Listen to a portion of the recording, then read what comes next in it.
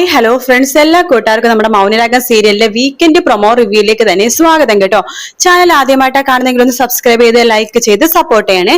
അങ്ങനെ നമ്മുടെ ഗംഗനെ കുറിച്ച് കൂടുതൽ അന്വേഷിക്കാൻ വേണ്ടി സ്റ്റെഫി ആ പുതിയ മാർട്ടിനെ സമീപിക്കാട്ടോ. എന്നിട്ട് പുള്ളിക്കാരനോട് പറയുന്നുണ്ട്, എന്റെ കാമുകനാണ് ഈ പറഞ്ഞ ഗംഗപ്രസാദ്. അവൻ വലിയ കൊലയാളിയും കുറ്റവാളിയും ഒക്കെ തന്നെയാണ്, ശരി തന്നെയാണ് സർ. പക്ഷെ അവനെ കാണാതായാൽ അതിന് പിന്നിൽ എന്താണെന്നും അവനിപ്പോ ജീവനോടെ ഉണ്ടോന്നും അവനെ കൊന്നതാണെന്നുണ്ടെങ്കിൽ അത് ആരാണെന്നൊക്കെ കണ്ടുപിടിക്കേണ്ടത് ഇവിടുത്തെ നിയമത്തിന്റെ ഉത്തരവാദിത്വമല്ലേ സർ? അതെ, കുട്ടി പറഞ്ഞ ശരിയാണ്.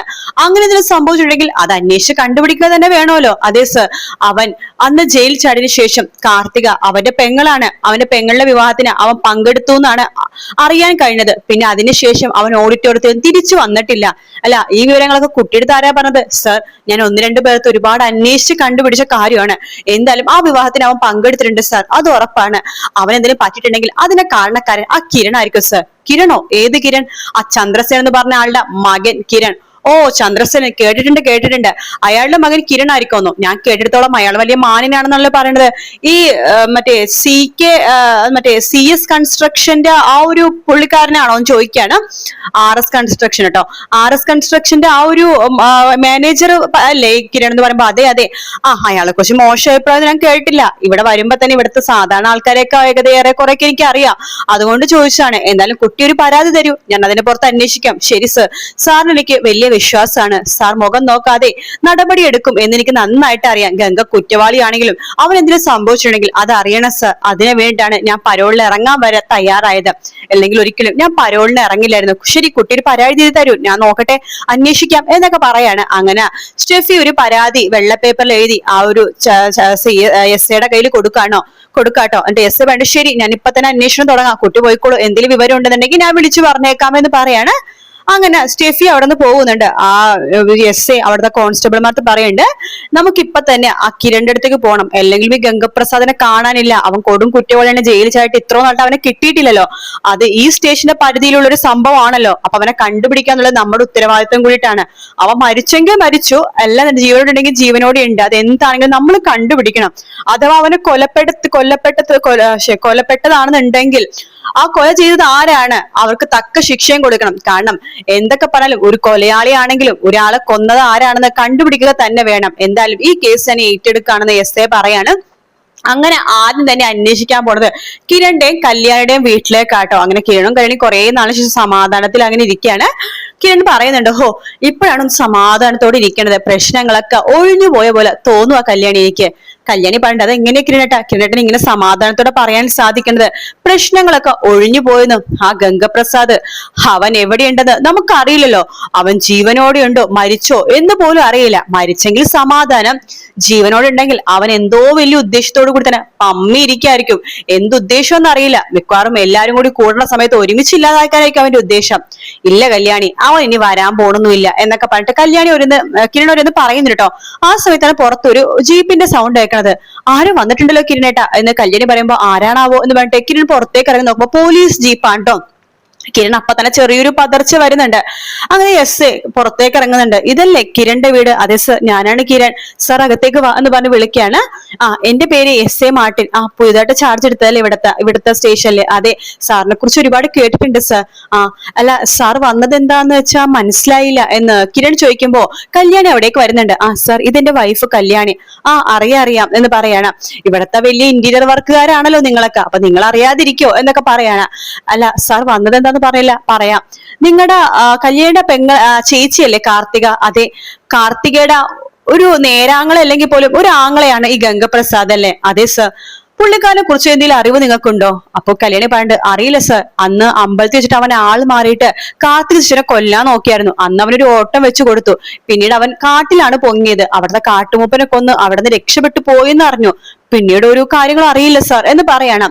കിരൺ പറയണ്ട. അതെ സർ. അല്ല സാർ ഇപ്പൊ ഇത് അന്വേഷിക്കാൻ? അതോ അയാളെ കാണാനില്ലെന്ന് പറഞ്ഞിട്ട് അയാളുടെ കാമുകി ഒരു പരാതി തന്നിട്ടുണ്ട്. കാമുകി എന്ന് പറഞ്ഞ സ്റ്റെഫി ആണോ? അതെ അതെ. അവള് പരോളിൽ ഇറങ്ങിയോ? പരോളിൽ ഇറങ്ങിയപ്പോ തന്നെ അവളുടെ കാമുകനെ കണ്ടുപിടിക്കണമെന്ന് പറഞ്ഞിട്ട് അവള് പരാതി തന്നത്. എന്തായാലും ഒരാളല്ലേ, അയാൾ മരിച്ചോ ജീവിച്ചോ എന്നൊക്കെ അന്വേഷിക്കണമല്ലോ. അതിനാണ് ഞാൻ ഇറങ്ങി പുറപ്പെട്ടത്. അവര് സംശയിക്കുന്നത് നിങ്ങളെയാണ് എന്ന് ആ SA പറയാണ്. കിരൺ പറയണ്ട് അല്ലെങ്കിലും ആ സ്റ്റെഫി എന്ന് പറഞ്ഞ ആ ഒരു പെണ്ണെന്ന് പറയണത് ഈ ഗംഗപ്രസാദിന്റെ കൂടെ നിന്നിട്ട് ആരെ കൊല്ലാനും ചതിക്കാനും മടിയില്ലാത്ത ഒരു സ്ത്രീയാണ് സർ. ഈ പെണ്ണ് ഒരു ദിവസം ഞങ്ങളുടെ കൂടെ ഉള്ള ഒരു ബൈജു എന്ന് പറഞ്ഞ പാവപ്പെട്ട ചെറുപ്പക്കാരനുണ്ട്, അവന് ഇഷ്ടപ്പെട്ടു, പെണ്ണ് കാണാൻ വീട്ടിൽ വാന്ന് പറഞ്ഞിട്ട് വിളിച്ചു വരുത്തി എന്നെ കൊല്ലാൻ നോക്കിയതാണ് ഈ സ്റ്റെഫി. ഓഹോ, അങ്ങനെയൊക്കെ ഉണ്ടോ? അതെ, അന്ന് ആ കത്തിയുടെ കുത്ത് കിട്ടിയത് ഇവളുടെ അച്ഛനെയാണ്. അത് മാത്രല്ല, അമ്പലത്തിൽ വെച്ച് ഗംഗപ്രസാദ് ഓടി രക്ഷപ്പെട്ടു എന്ന് പറഞ്ഞില്ലേ, അന്ന് അവന്റെ കൂടെ വേഷം മാറി അമ്പലത്തിലേക്ക് ഇവളും വന്നിരുന്നു. അന്ന് അവിടെ വെച്ചിട്ടാണ് അവളെ പിടിച്ച് പോലീസ് സ്റ്റേഷനിലാക്കിയത്. എന്തായാലും ആ കുട്ടി സംശയിക്കുന്നത് നിങ്ങളെയാണ്. കല്യാണ മണ്ഡപത്തിൽ ഗംഗ വന്നു എന്നാണ് അവര് പറയണത്. കിരൺ ഒന്നും മിണ്ടുന്നില്ല. ആ സമയത്ത് കല്യാണി പറഞ്ഞിട്ട് ഇല്ല സർ, കല്യാണ മണ്ഡപത്തിൽ ഗംഗ വന്നിട്ടൊന്നുമില്ല എന്ന് കല്യാണി പറയുമ്പോഴേക്കും ആ എസ് എ പറയണ്ട് അത് കല്യാണി പറയല്ലേ, കിരൺ പറയട്ടെ. കിരൺ ഇത്രോ നേരം സംസാരിച്ചുകൊണ്ടിരുന്നു, പെട്ടെന്ന് എന്താ കിരൺ ഒന്നും മറുപടി പറയാത്ത? സർ, അത് വേറൊന്നല്ല, ഗംഗപ്രസാദ് വന്നിട്ടില്ല സർ. പിന്നെ അവനെ ഒളിച്ചും പാത്തും ഒക്കെയാണ് വരുന്നത്. ഞങ്ങളൊരു ചെറിയ ഓഡിറ്റോറിയം എടുത്തത്, അവിടെ അവൻ വരുമെന്ന് നമ്മളെല്ലാരും പേടിച്ചിരുന്നു. പക്ഷെ വന്നാലും ശക്തമായിട്ട് പ്രതികരിക്കാൻ വെച്ചിട്ടാണ് ഞങ്ങൾ നിന്നത്. പക്ഷെ അവൻ വന്നില്ല സർ. ശരി, ഈ കേസിന്റെ ഭാഗമായിട്ട് ഞാൻ ഇടയ്ക്കിങ്ങോട്ട് വരും, നിങ്ങൾ സഹകരിക്കണം തീർച്ചയായിട്ടും എന്നൊക്കെ പറയണം. അങ്ങനെ എസ് എ പോകുന്ന സമയത്ത് കിരണിനെ ഒന്ന് നോക്കുന്നുണ്ട്. ആ സമയത്ത് കിരൺ ആകെ വല്ലാത്തൊരു വെപ്രാളം പോലെ മുഖത്ത് ഭാവവ്യത്യാസം. ആ എസ് എ പ്രത്യേകം നോട്ട് ചെയ്യുന്നുണ്ട് കേട്ടോ. ഒരിക്കൽ കൂടി വരേണ്ടി വരും എന്നൊക്കെ പറഞ്ഞിട്ട് എസ് എ അവിടെ നിന്ന് പോകാണ്. അതിനുശേഷം കിരണോട് കല്യാണി ചോദിക്കണ്ടേ, അല്ല കിരണേട്ടൻ എന്താ വല്ലാത്തൊരു ടെൻഷൻ പോലെ? എനിക്കെന്താ ടെൻഷൻ? ഒരു ടെൻഷനും ഇല്ല. ശരി എന്നൊക്കെ കല്യാണി പറയാണ്. അതിനുശേഷം കല്യാണി പിന്നാമ്പുറത്തേക്ക് പോവാണ്. ആ സമയത്ത് വാഴയും അവിടെ വാഴത്തൈയാണ് കൂടുതൽ, ആകെ ആ ഒരു തെങ്ങും തൈ മാത്രമേ ഉള്ളൂ. വാഴക്കൊക്കെ വെള്ളം ഒടിക്കുന്ന സമയത്ത് ആ തെങ്ങിലേക്ക് തന്നെ കല്യാണി നോക്കിക്കൊണ്ടിരിക്കുകയാണ്. ഒരു തെങ്ങും തൈ കുഴിച്ച് തെങ്ങ് വെക്കണമെന്നുണ്ടെങ്കിൽ ഒരു ചെറിയ കുഴിയുടെ ആവശ്യമല്ലേ ഉള്ളൂ, അതും വട്ടത്തിലുള്ള കുഴി മതി. പക്ഷെ ഇത് നീളത്തിലും അതൊരു 6 അടി നീട്ടത്തിലാണ് കുഴി എടുത്തിരിക്കുന്നത്.